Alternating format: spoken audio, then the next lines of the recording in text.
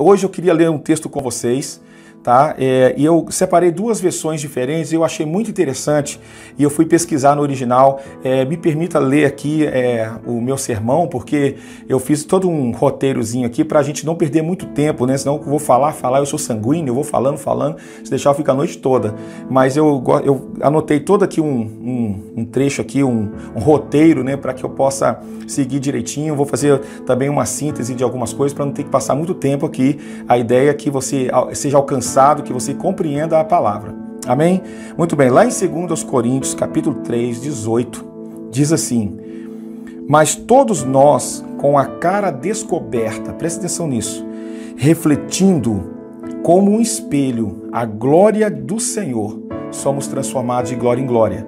Eu acho isso muito interessante porque em outra versão diz assim: e todos nós com o rosto desvendado, contemplando, já não é a palavra refletir, mas contemplando, né, como por espelho a glória do Senhor, somos transformados de glória em glória. O que é muito interessante é que a palavra grega, eu pesquisei, a palavra grega usada aqui para refletir ou contemplar, né, a glória do Senhor como no espelho, é a palavra katoptrizo. Vou botar para você aí, katoptrizo.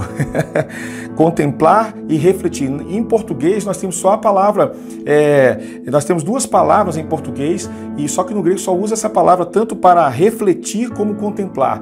Contemplar fala de fixar o olhar, né? E refletir fala de algo que é de refração, né? Refletir é a mesma palavra no grego. O que está por trás dessa verdade bíblica é o seguinte: nós com o rosto descoberto, contemplando ou refletindo a glória de Deus, né? Essa palavra katoptrizo significa a mesma coisa, contemplar, fixar os olhos ou refletir, tem sentido de refração, né? Significa que intimidade com Deus, ela vai levar você a refletir a glória de Deus. Ele diz: e nós com o rosto descoberto, contemplando, refletindo. Então é impossível refletir Deus se não contemplá-lo, né? E contemplar fala de fixar os olhos. E é interessante esse princípio da adoração, porque Salmo 115, quando o autor fala ali da adoração a outros deuses, às imagens, né? Ele fala assim: olha, tem olhos, as imagens tem olhos para ver, mas não veem, tem ouvidos, mas não ouvem, tem mãos, mas não tocam, não sai som nenhum da sua boca, né? E ele termina dizendo assim: e tornam-se semelhantes a eles os que os adoram. Então esse princípio espiritual é muito forte na adoração.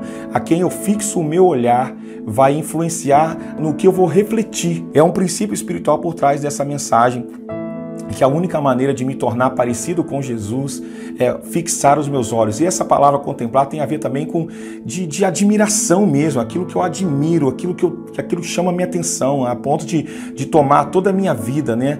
Dele ter a primazia da minha vida, aquilo que eu mais admiro. Então, esse é interessante, esse é um ponto que eu queria chamar a atenção, que ninguém pode refletir a glória como um espelho sem parar para contemplar a presença de Deus, né? A intimidade com Deus nos leva a contemplar a sua glória, e essa glória leva a nossa vida a ser transformada. Isso é muito forte, né?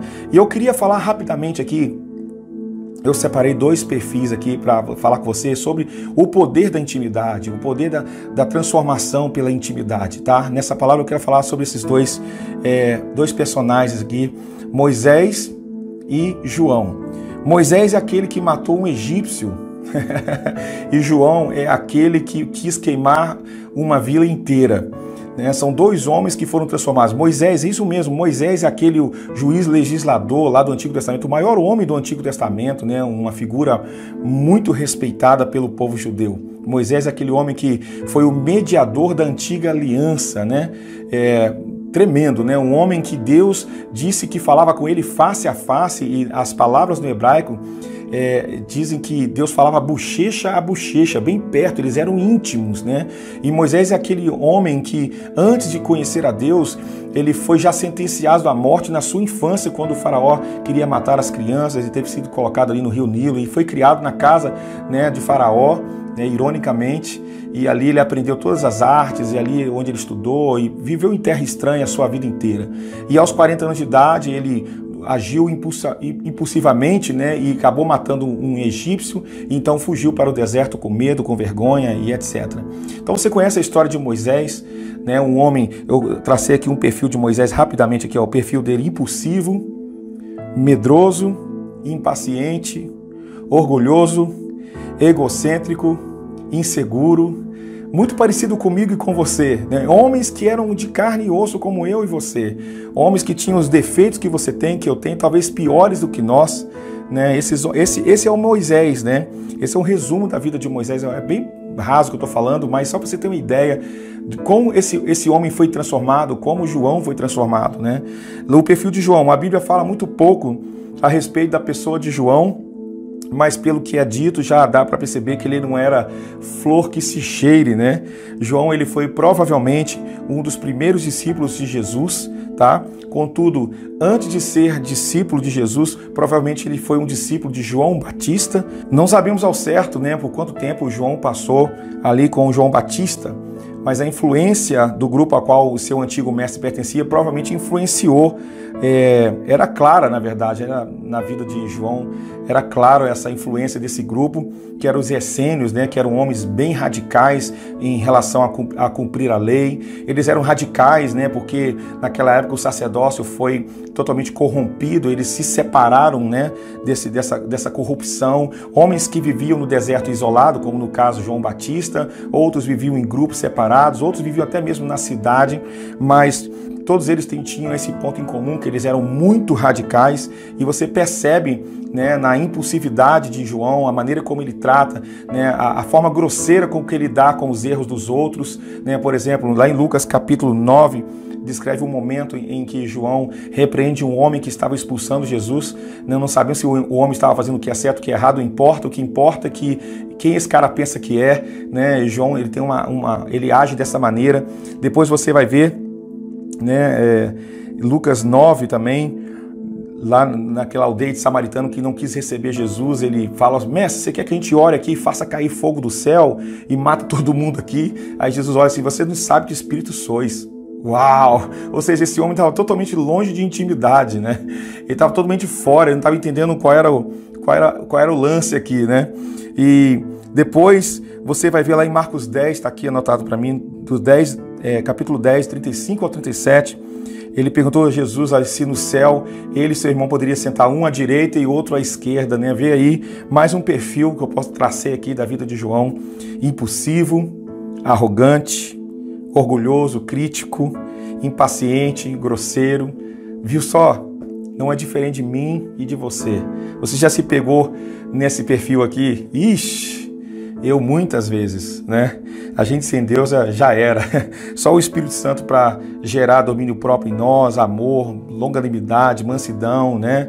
Esse fruto do que só vem do Espírito. Só Ele pode nos mudar e colocar a gente alinhado com a vontade de Deus.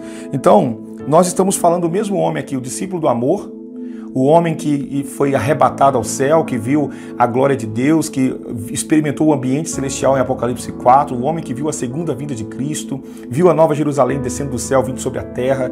É esse homem mesmo, né? É o próprio João. O mesmo João que antes de ter essa experiência na sua vida de transformação, ele era chamado de Boanerges, né? Filhos do trovão. Ele e seu irmão eram chamados de Boanerges, filhos do trovão. Eles não eram pessoas muito amorosas, né? Mas o que aconteceu na vida desses homens? Moisés se tornou tão íntimo de Deus e João tão íntimo de Cristo, aquele que inclinava a cabeça no peito do mestre. Ele, quando se descreve na sua carta a João, né? Ele se descreve algumas vezes como aquele a quem Jesus amava. Uau! Né? Olha o cara mais íntimo, talvez um dos discípulos mais íntimos, provavelmente, de Jesus naquele tempo. Então, diante de tantos defeitos e imperfeições, tá, desses dois personagens bíblicos, o que fez eles se tornarem o que foram, né? O que fez isso? O que aconteceu na vida deles? Provavelmente nós já sabemos que Moisés é aquele que passou tempo com Deus. João é aquele que passou tempo com Jesus, com Cristo, o Filho de Deus, a expressão exata do ser de Deus, né? O próprio Deus encarnado. passar um tempo ouvindo a sua voz, se submetendo à sua vontade, né? Se permitindo ser transformados pela glória de Deus. Então, eu quero terminar essa primeira parte da nossa série sobre intimidade com Deus, falando uma coisa para você. Algumas pessoas pensam que precisam estar perfeitos para serem aceitos por Deus. É como aquela pessoa que está afastada da igreja, você vai falar com ela assim, volta para Jesus, ela vai falar para você assim, quando eu parar de fumar, quando eu ficar bem, quando eu estiver bem, aí eu vou voltar. Ou então você está na igreja e você está assim, quando eu melhorar, quando eu conseguir orar 2 horas por dia, quando eu fizer jejum, quando eu fizer isso, aí Deus vai me chamar para um ministério que eu vou estar perfeito, eu vou estar bem. Enquanto a gente passa essa vida baseando o nosso relacionamento com Deus naquilo que no momento que nós estamos vivendo, né? É baseado na circunstância. Se eu estou bem, então eu estou bem com Deus. Se eu estou mal, eu estou mal com Deus. Se eu não estou bem no sentido de estar perfeito, não estou fazendo nada de errado, aí Deus está me aceitando. Então a gente baseia nosso relacionamento com Deus em que circunstância nós estamos, né? E interessante que lá em Mateus 9:12 diz que, na parte B do versículo, fala assim, sãos não precisam de médico, e sim os doentes. Jesus veio, né? Ele falou assim, eu não vim para aqueles que estão sãos, né? Que não precisam de mim. Eu vim para aqueles que precisam de mim, que precisam de médico. Na verdade, Jesus está dizendo o seguinte, olha, eu não vim para aqueles que pensam que não precisam de mim. Eu vim para aqueles que sabem, que têm a consciência, que precisam de ajuda, precisam de mim, né? É quando eu digo que eu sou fraco que ele é forte. O poder de Deus opera nas nossas fraquezas. Então, Romanos 5:1-2 fala que, sendo, pois, justificados pela fé, temos paz com Deus, por nosso Senhor Jesus Cristo, pelo qual também temos entrada. A Bíblia fala que ele abriu um novo e vivo caminho pelo seu sangue. Isso significa que você não precisa estar perfeito nesse exato momento que está ouvindo a minha palavra, né? Talvez você esteja se sentindo tão fora dos padrões de santidade, mas Jesus, ele cumpriu a parte mais difícil, que era cumprir a lei, né? De estar perfeito para ser aceito por Deus. Jesus fez aquilo que nós não poderíamos fazer. Nós poderíamos agradar a Deus através da lei, mas a gente, por causa da natureza pecaminosa, a gente não consegue agradar a Deus. Então Jesus veio e viveu a vida que você deveria viver. Ele substituiu você e agora, por causa do seu sangue derramado na cruz, a morte que nós deveríamos viver, ele morreu a nossa morte, viveu a nossa vida, né? Com a sua morte ele pagou toda a nossa dívida e com a sua vida ele creditou na nossa conta todas as bênçãos de Deus sobre alguém que cumpre a sua lei. Isso não é forte? Agora a palavra de Deus diz que nós fomos justificados pela fé, ou seja, ele nos tornou, ele nos declarou justos e nos absolveu da sua condenação. Justificados pela fé temos paz com Deus, como diz em Romanos. Então, quando ele diz que nos declara justos, a Bíblia não fala que nos tornou justos, mas declarou justos. O que é isso? Ao olhar para o sacrifício da cruz, Jesus substituindo você, morrendo a sua morte, vivendo a sua vida, então ele olha para nós, Deus olha para nós como juiz, e ele então declara você justo, absolvido de toda a condenação. Agora, declarar justo é justificação. Tornar justo é santificação, é um processo que agora você é justificado pela fé, você está livre do pecado, livre da condenação, livre da influência do pecado. Agora você não está mais debaixo da lei do pecado, mas debaixo da graça de Deus.